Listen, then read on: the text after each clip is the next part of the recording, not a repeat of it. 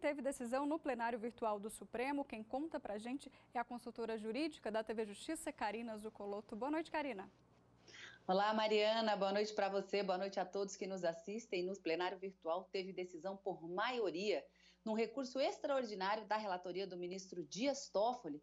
E o plenário acabou confirmando uma jurisprudência no sentido de que, apesar de ser inconstitucional o aumento excessivo da taxa tributária fixada por uma norma que não seja por lei, é possível que o chefe do Poder Executivo faça o reajuste no tributo dentro dos limites da lei e conforme índice de correção monetária oficial.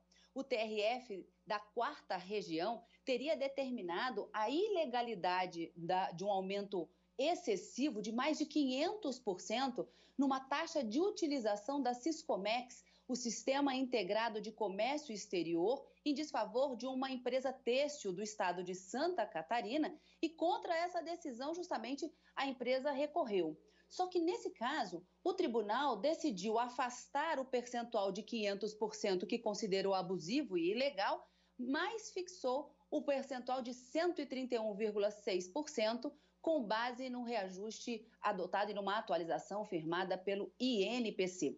Segundo o tribunal, entendeu que o reajuste abusivo teria sido feito por uma portaria do Ministério da Fazenda e não poderia prevalecer aquele índice.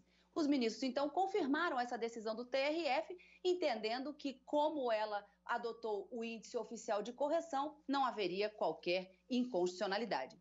E uma outra decisão, que não é do plenário virtual, mas é do ministro Alexandre de Moraes, que, com base no Código de Processo Civil, determinou a suspensão de todos os processos em todo o Brasil em que se discute a abrangência dos limites territoriais de uma decisão judicial proferida nas chamadas ações civis públicas. Ele é o relator de um recurso extraordinário que chegou até o Supremo em razão de uma ação coletiva que foi proposta pelo IDEC contra os bancos, justamente buscando uma revisão de cláusulas contratuais em contratos de financiamento de imóvel em favor dos seus associados. Nesse caso, o Tribunal Regional Federal da 3ª Região entendeu que não devia ser aplicado aqui o artigo 16 da Lei da Ação Civil Pública, que dá justamente quais são os limites de atuação dessa sentença numa ação como essa. Diz a lei: a sentença civil faz coisa julgada erga omnes, ou seja, contra todos, nos limites da competência territorial do órgão julgador. Mas o TRF entendeu que, em razão do direito reconhecido na causa, não poderia ficar os limites dessa decisão restritos ao âmbito regional e, nesse sentido, afastou a aplicação desse artigo 16 da Lei da Ação Civil Pública. O STJ confirmou esse entendimento, mas o recurso extraordinário questiona justamente que a possibilidade de se afastar a incidência de uma norma sem a observância do que a Constituição exige, que é a chamada cláusula de reserva de plenário.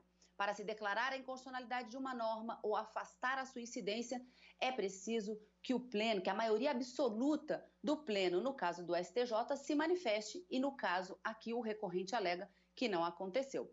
O relator, como eu disse, é o ministro Alexandre de Moraes e esse recurso extraordinário ainda está pendente de julgamento. Até lá, os processos continuam suspensos. É com você, Mariana. Tá certo, Karina. Obrigada pelas suas informações.